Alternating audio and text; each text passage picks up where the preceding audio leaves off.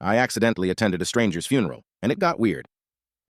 I was on my way to a friend's wedding, dressed in a sharp suit, clutching a gift, and running slightly late.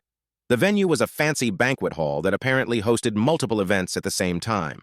I walked in, spotted a room full of well-dressed guests, and quietly slipped into a seat. People were whispering softly, some dabbing their eyes with tissues. Weddings really are emotional, I thought, admiring the decor. Then a slideshow began, photos of an elderly man laughing with family, posing with friends, smiling through decades of memories. It took me way too long to realize this wasn't a wedding, it was a funeral. At that point, I should have left, but my socially awkward brain decided bolting would draw more attention than staying put. So I sat there frozen, nodding along like I belonged. Then things got worse.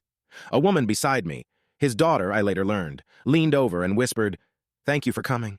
Dad talked about you often." What? My stomach dropped. Should I confess? Ask who she thought I was? Instead, my traitorous mouth said, "Of course. He was a great man."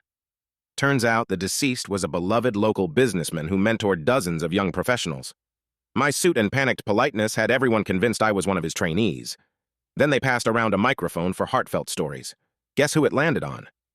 I stood up, cold sweat forming, and choked out, "He always said, 'Do what you love and you'll never work a day in your life.'" The room erupted in nods. Someone murmured, "Classic him." He probably never said that. After 45 agonizing minutes, I finally escaped.